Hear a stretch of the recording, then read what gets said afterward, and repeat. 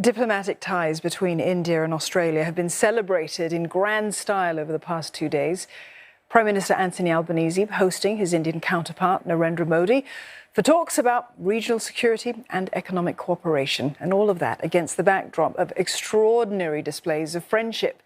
At the latest, this light up in Indian colours of both the Sydney Opera House and the Sydney Harbour Bridge. Mr Albanese has vowed to take those bilateral relations to the next level, akin to a short-form cricket tournament between these two sporting rivals, but partners for security in the Indo-Pacific. For more, we have Neha Punya. She joins us now from New Delhi. Neha, there has been plenty of public colour, lots of celebrity over this visit by Mr Modi, but what were the substantive outcomes of it?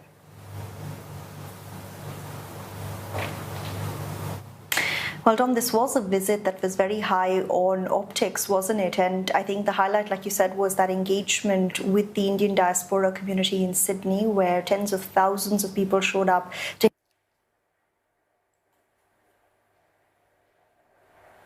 hear Prime Act. He called Prime Minister Modi the boss and also said that he's a bigger rock star than Bruce Springsteen.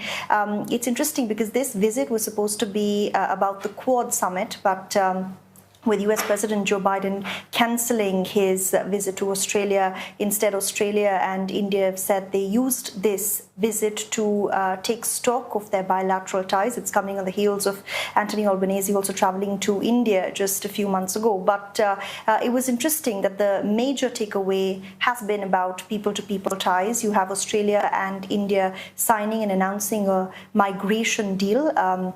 Both sides saying this will help graduates, school students, academic researchers, as well as business people move between the two countries more easily. And this will eventually be followed by a specific scheme. It's being called the MATES scheme that will help Indians who want to move to Australia get access to the country's migration system more easily.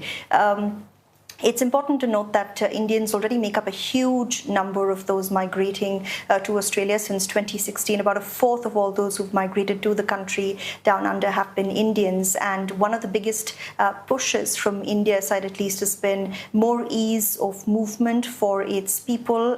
Both sides are also discussing a comprehensive economic partnership agreement that they say they will hopefully sign by the end of this year. But from India's side, of course, a lot of that is contingent on getting more access to Indians to Australian universities and businesses.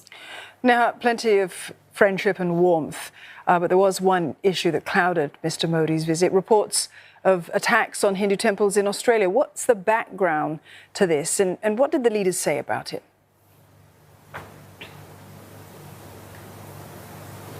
Well, in the last 2 months, we have seen at least 4 instances of Hindu temples in Australia being vandalized, with graffiti being painted on these buildings and anti-India slogans being put up as well.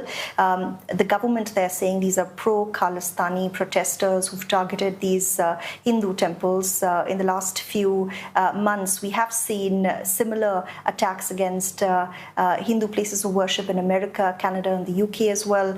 This was dating back, of course, to the arrest and the crackdown here in the state of Punjab against a Sikh leader who was calling for a separate state for the Sikh community. He's now been taken, he's now in arrest and he's being prosecuted. But of course, this was something that Prime Minister Modi raised and said that he got a very firm response from the Australian government as well, saying that Anthony Albanese has promised strict action against those who've been vandalizing temples in Australia, and that his government will also crack down on any similar attacks in the future as well. It's important to note, of course, that Prime Minister Modi making these promises at a time when he's heading into an election next year, and Hindu voters back home are, of course, his biggest vote bank.